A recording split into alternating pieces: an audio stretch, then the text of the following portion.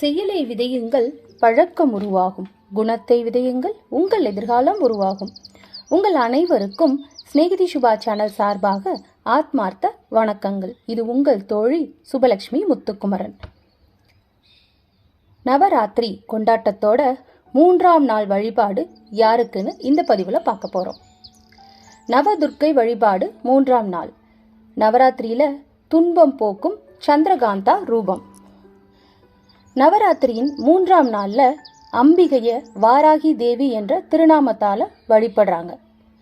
நவதுர்க்கை வழிபாட்டில் நவராத்திரியின் 3ஆம் நாளுக்கு உரிய துர்க்கை ரூபத்திற்கு தமிழில் சந்திரகாந்தா என்றும் வடமொழியில் சந்திரகாண்டா என்றும் பெயர்.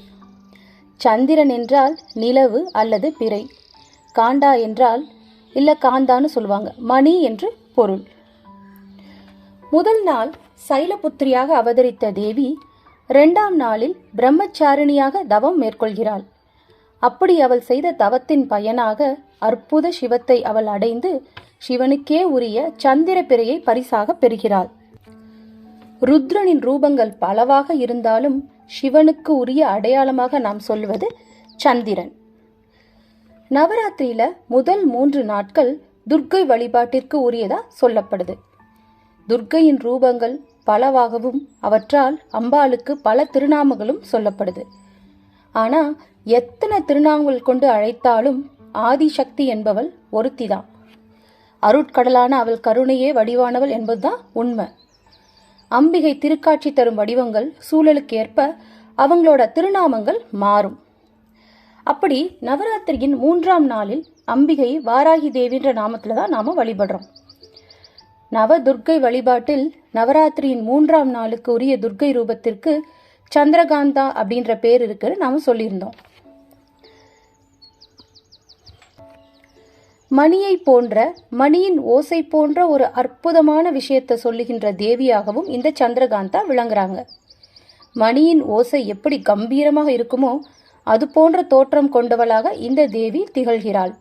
அதாவது போருக்கு புறப்படும் தேவியாக இந்த சந்திரகாந்தா காட்சியளிக்கிறாள். அம்பாளோட ரூபம் எப்படி இருக்கும்? முதல் நாள் சைலபுத்திரியாக அவதரித்த தேவி 2ஆம் நாள்ல பிரம்மச்சாரிணியாக தவம் மேற்கொள்கிறாள்.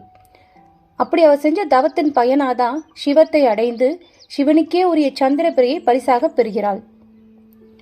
தக்ஷனின் சாபத்தின் காரணமாக தேய்ந்து விழுந்த சந்திரனை கருணை கொண்டு தனது தலையில் எடுத்து சூடிக்கொண்டவர் சிவபெருமான். அந்த கருணாமூர்த்தியை மணந்து கொண்டதனால் கணவருடையதில் தனக்கும் பங்குண்டு என்பதால் சிவனுக்குரிய சந்திர பிறை இந்த தேவிக்கும் உரியதாயிற்று. அம்பாளின் கருணையின் திறத்தை வெளிப்படுத்தும் விதமாக அலங்கார பொருளாக மாறியது சந்திரன். காமாட்சிக்கு சந்திர பிறை உண்டு. அதேபோல் அன்னை அபிராமியும் திங்களை முடியில் சூடியவளாக நமக்கு காட்சியளிக்கிறாள். அம்பிகையின் பிறை அணிந்த கோலங்களில் ஒன்றுதான் இந்திர சந்திரகாந்தா ரூபம். இந்த அம்பிகைக்கு மற்றொரு சிறப்பம்சம் என்னன்னா 3 கண்கள். ஒரு மனிதனுடைய வாழ்க்கையில தவம் போல முறையாக கல்வி ஞானத்தை பெற்றால் 3ஆவது கண் எனப்படும் ஞானக்கண் தானாக திறக்கும். அதேபோல் பிரம்மச்சாரிணியாக இருந்து ஞானத்தை எல்லாம் பெற்ற அம்பிகை சிவபெருமானை மணந்து கொண்டதனால் தனது கணவருடைய அடையாளங்களை தன்னுடைய அடையாளமாக ஏற்றபடியால் 3 கண்களை உடையவள் ஆகிறாள். இதை சக்திக்குள் சிவனும் அடக்கம் என்ற பொருளிலும் பார்க்கலாம். இந்த சந்திரகாந்தா அம்மனை எப்படி வழிபடுறது? என்ன பிரசாதம் வைக்கிறது அன்னைக்கு? பொதுவாகவே அம்பிகைக்கு திரிபுர சுந்தரி, முக்கன் நாயகி என்ற திருநாமத்தை நாம சொல்றோம். அதோட அடிப்படையில் அமைந்ததுதான் இந்த சந்திரகாந்தா ரூபம். இந்த அம்பிகையின் வாகனம் சிம்ம வாகனம். நவராத்திரியின் 3ஆம் நாளில் அம்பிகைக்கு வாராகி அல்லது வராகி என்றும் நவதுர்க்கை வழிபாட்டில் சந்திரகாண்டா என்றும் சொல்லுகிறோம். இந்த நாள்ல மலர் வகை கோலமிட்டு அம்பாளை வழிபடலாம். என்ன மலர் போடணும் அப்படின்னா சம்மங்கி மலர்கள், அதோட துளசி இலைகள் கொண்டு அம்பாளை அர்ச்சனை செய்யலாம். நெய்வேத்தியமாக சர்க்கரை பொங்கல், தானிய வகையில காராமணி சுண்டல் வைத்தும் பழ வகையில பலாப்பழம் வைத்தும் வழிபடலாம். காம்போதி ராகத்தில் அமைந்த பாடல்களை பாடலாம்.